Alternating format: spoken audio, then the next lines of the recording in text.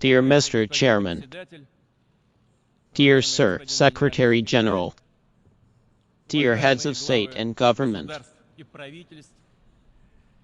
ladies and gentlemen, the 70th anniversary of the United Nations is a good reason to turn to history and talk about our common future. In the 1945th year, the countries that destroyed Nazism joined forces to lay solid foundations after the military world order. I recall that the key decisions on the principles of state cooperation, the decision to establish it, were taken in our country at the Yalta meeting of the leaders of the anti-Hitler coalition. The Yaltinian system was really suffering, paid for by the lives of tens of millions of people, the two world wars that went through the planet in the 20th century. And let's be objective, it has helped mankind to pass through the violent, sometimes dramatic, events of the past 7 decades and has saved the world from major shocks. United Nations Organization, a structure that is not equal in legitimacy, representativeness, and universality. Yeah, he's been getting a lot of criticism lately, as if it was not effective enough, and as a matter of principle, decision-making was characterized by irresistible contradictions, particularly among the members of the Security Council. However, I would like to point out that UN's differences have always been, throughout the 7 decades of the existence of the organization and the legal profession, it has always been applied. It was used by the United States of America and the United Kingdom, both France and China, and by the Soviet Union later in Russia. It is only natural for such a diverse and representative organization. On the basis of this, he was not supposed to be united. The essence of the organization is, in fact, to find and develop as travelers, and its strength is based on different opinions and perspectives. The decisions discussed at the site are negotiated in the form of a resolution or are not agreed, as diplomats say, passed or did not pass. And any action by any state to circumvent that order, illegal and contrary to the Charter of the Organization of Exchange Nations, contemporary international law. We don't know that we all know that after the end of the Cold War. Everyone knows that, in the world, the only center of domination emerged and then comfort came to the top of the pyramid. It will be tempting to think that if they are so strong and exceptional, they know best what to do, and therefore do not have to count with. He who often, instead of automatically authorizing, legitimizes the right decision, is only an obstacle to what is called what we say is getting under our feet. There was talk that the organization, as it was created, was outdated and fulfilled its historic mission. Of course, the world is changing, and it has to match. This natural transformation of Russia on the basis of a broad consensus is ready for this work of further development. He's with all the partners, but we believe that trying to undermine his authority and legitimacy is extremely dangerous. This could lead to the collapse of all architectural international relations. Then we really won't have any rules except for the right of the strong. It will be a world in which we will dominate egoism instead of collective work. A world with more dictatorship and less equality is smaller than real democracy and freedom. A world in which, instead of truly independent states, the number of actual protectorates managed will be multiplied. Because what is the state sovereignty that a colleague here is already talking about? It is above all a question of freedom, of free choice of one yapos as destiny for every human being, for the people, for states. Speaking of which, distinguished colleagues, this is also the question of the so-called legitimacy of state power. You cannot play and manipulate words in international law, in international affairs. Each term must be understood, visible, uniform and understood.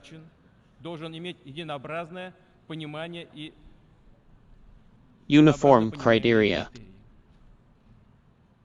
We are all different, and we have to be treated with respect. No one is obliged to adapt to the same model of development that has been recognized once and for all.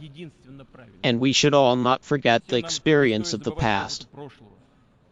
We remember, for example, examples from the history of the Soviet Union. The export of social experiments and attempts to spur change in countries based on their ideological attitudes have often led to tragic consequences. It wasn't about progress as degradation. However, it seems that no one learns from the mistakes of others, but only repeats them. And the export of the revolution, now so-called democratic, continues. It was enough to look at the situation in the Middle East and North Africa, as mentioned by the previous speaker. Of course, the political social problems in the region have been on the rise for a long time, and people there certainly wanted to change. But what happened? Aggressive external interference has led to state institutions rather than reforms, and the way of life itself. They were completely destroyed. Instead of the triumph of democracy and progress, violence, poverty, social catastrophe, and human rights, including the right to life, have nothing to do with it. I'd like to ask the people who created this situation, do you know what you've done now? But I'm afraid this question will hang in the air because the politics of self-confidence, the conviction of exclusiveness and impunity have not been abandoned. It is already clear that the power vacuum in a number of countries in the Middle East and North Africa has led to the formation of areas of anarchy that have immediately begun to be filled by extremists and terrorists. Tens of thousands of fighters are already fighting under the banners of the so-called Islamic State. These include former Iraqi soldiers who were thrown into the street as a result of the invasion of Iraq in 2003 years. Libya, whose statehood was destroyed as a result of a flagrant violation, is also a supplier of recruits. And now radicals are joining the so-called moderate Syrian opposition supported by the West. They are first armed, trained, and then transferred to the so-called Islamic State. And the Islamic State itself did not emerge in an empty place. It was also initially described as a weapon against a disgruntled secular regime. By creating a springboard in Syria and Iraq, the Islamic State is actively expanding expansion to other regions. It is aimed at domination in the Islamic world and not just there. These plans are clearly not limited. The situation is more than dangerous. In such a situation, it is hypocritical and irresponsible to make loud declarations on the threat of international terrorism, and yet turn a blind eye to the channels of financing and support for terrorists, including drug trafficking, illegal trade in oil and arms,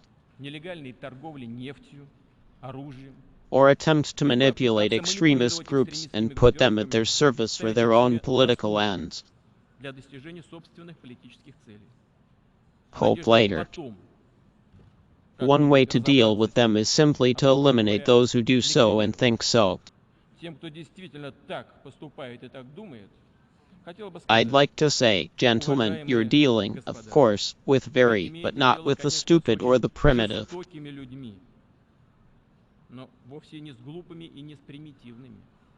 They're not stupider than you, and we don't know who's using who. And the latest data on the transfer of weapons is the most moderate opposition to terrorists, the best confirmation of that. We consider any attempt to flirt with terrorists, let alone arm them, not just short-sighted but also fire-prone. As a result of the global terrorist threat, new regions of the world could be critically affected, especially since the camps of the Islamic State are being ransacked by fighters from many countries, including from Europe. Unfortunately, I must say this directly to distinguished colleagues, and Russia is no exception here. You can't let those thugs who already smell blood come back to their homes and go on with their black business. We don't want that because no one wants it, do we? Russia has always firmly and consistently opposed terrorism in all its forms. Today, we are providing military technical assistance to both Morocco and Cyprus, other countries in the region that are fighting terrorist groups. We believe that it is a great mistake not to cooperate with the Syrian authorities, with those who bravely fight terror face to face. It must finally be acknowledged that, apart from the government forces of President Assad, as well as the Kurdish militia in Syria with Islamic State and other terrorist organizations, it is real. No one's fighting. We know all the problems, all the regions, all the contradictions, but we still have to take reality into account. Dear colleagues, I must point out that this honest and direct approach of ours has been used lately as an excuse to accuse Russia of growing ambitions, as if there's no offense to anyone who talks about it. But it is not the ambition of Russia that the distinguished colleagues, but that it is no longer possible to endure the emerging situation in the world. In reality, we propose that we should be guided not by ambition but by shared values and common interests based on international law, to join efforts to address the challenges before us.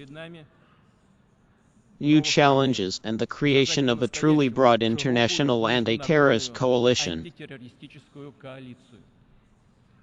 Like the anti-Hitler coalition, it could bring its ranks together. A wide variety of forces are ready to stand firm against those who, like the Nazis, so evil, and, of course, Muslim countries must become key participants in such a coalition.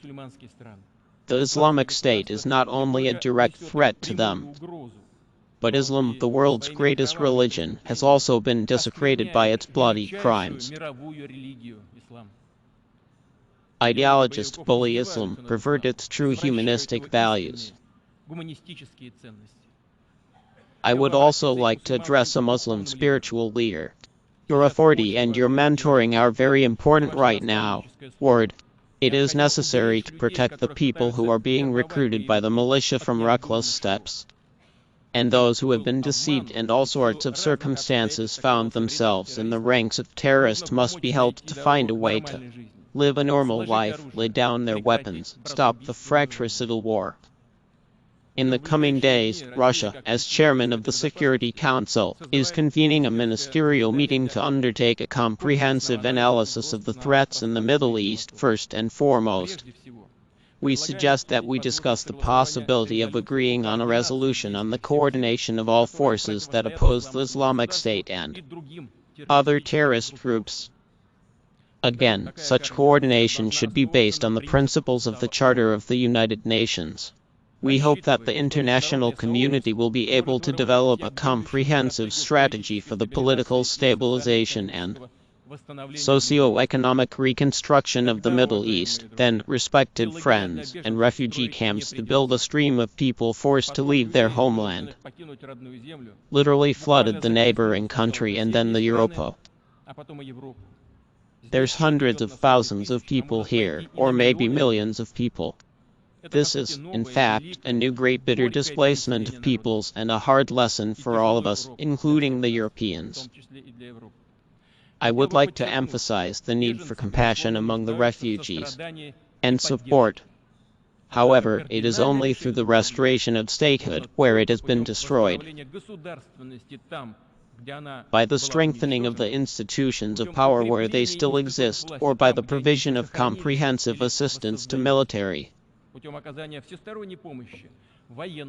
economic, material, and disadvantaged countries, and, of course, to those who, despite all the tests, have not left their homes. Of course, any assistance by a sovereign state may and should not be imposed, but offered only in accordance with the Charter. In short, everything that is and will be done in this field, in accordance with international law, must be supported by our organization. Anything that goes against the statute, it's rejected.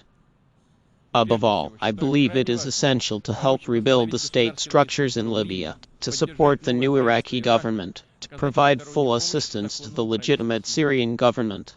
Dear colleagues, the key task of the international community, led by the United Nations, remains peace, regional stability, and global stability. In our view, it should be about the creation of a space of equal and indivisible security, security not for the chosen, but for all. Yeah, it's hard, long work, but there's no alternative. However, the Cold War bloc thinking and the desire to exploit new geopolitical spaces among some of our colleagues are, unfortunately, still dominant.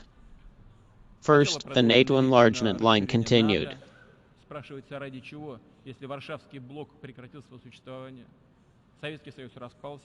Yet NATO is not only remaining and expanding. Just like the military infrastructure, the post-Council countries then had a false choice to be with the West or the East. Sooner or later, this consultation logic would have been a serious geopolitical crisis. This was the case in Ukraine, where the grievances of a large part of the population in power and from outside were used and provoked an armed coup. As a result, civil war broke out. We are convinced to stop the bloodshed and to find a way out of the impasse only with the full good. The faithful implementation of the Minsk agreements of 12 February this year by threats by force of arms does not ensure the integrity of Ukraine, but needs to be done. We need reconsideration of the interests and rights of the people in the Donbas, respect for their choice, reconciliation with them, as provided for in low treaties, agreements, key elements of the political order of the state. This ensures that Ukraine will develop as a civilized state, as the most important link in the construction of a common space of security and economic cooperation, both in Europe and in Eurasia. Ladies and gentlemen, it was no accident to say now about the common space of economic cooperation. It seemed quite recently that in an economy where objective market laws are in place, we'd learn to do without dividing lines, to act on the basis of transparent joint rules, including principles and what is meant by freedom of trade, investment, open competition. Today, however, unilateral sanctions have almost become the norm, circumventing the Charter of the United Nations. Not only do they pursue political objectives, they also serve as a way to eliminate competitors in the market. I'm gonna point out another symptom of growing economic egoism. A number of countries have opted for closed exclusive economic associations, and negotiations for their establishment have taken place side by side, in secret and from their own citizens, and from the public business sector itself, but also from other countries. Other states whose interests may be affected are also not informed.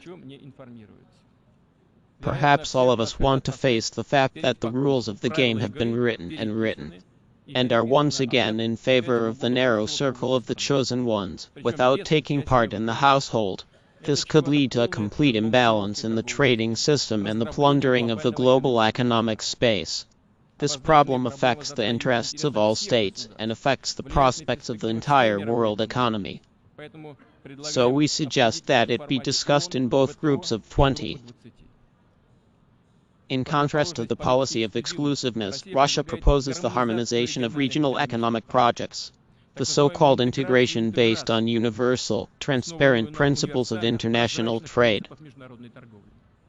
As an example of some of our plans to link the Eurasian Economic Union with the Chinese initiative to create the Silk Road economic belt, There are still great prospects for harmonizing integration processes within the framework of the Eurasian Economic Union of ladies and gentlemen. Among the challenges that affect the future of all humankind is the challenge of global climate change. We are interested in the impact of the climate conference to be held in Paris in December. As part of its national contribution, it is planned to limit greenhouse gas emissions to 75% of the level of the 1990 years in the 30th year. However, I suggest that we look at the problem more broadly. Yes, by setting a quota for harmful emissions, using other tactical measures in their nature, we may be able to remove the problem for some time, but certainly we will not solve it in a decisive way. We need a qualitatively different approach. It should involve the introduction of a fundamentally new nature of such technologies, which did not harm the surrounding world but existed in harmony with it and would restore the human balance between the biosphere and the technosphere. It's really a planetary challenge, and convinced to answer it, mankind has the intellectual potential. We need to join forces. Above all, those states that have a strong research base have made fundamental science. It should establish a special forum under its auspices to look at the problems of exhaustion of natural resources, habitat destruction, and climate change in an integrated manner. Russia is ready to take the floor as one of the organizers of such a forum. Dear ladies and gentlemen, colleagues, on 10 January, the first session of the General Assembly began in London for the 146th year. In his opening remarks, the chairman of the preparatory commission for the session, the Colombian diplomat of the summer Angel, in my view, set out very carefully the principles on which he should base his work. His goodwill, contempt for intrigues and tricks, a spirit of cooperation. Today, these words sound like a reminder to all of us. Russia believes in enormous potential. It must help avoid a new global confrontation and move on to a strategy of cooperation. Together with other countries, we will work consistently to strengthen the central coordinating role. It is convinced by acting together we will make the world stable and secure, and we will ensure the conditions for the development of all nations and peoples. Thank you for your attention.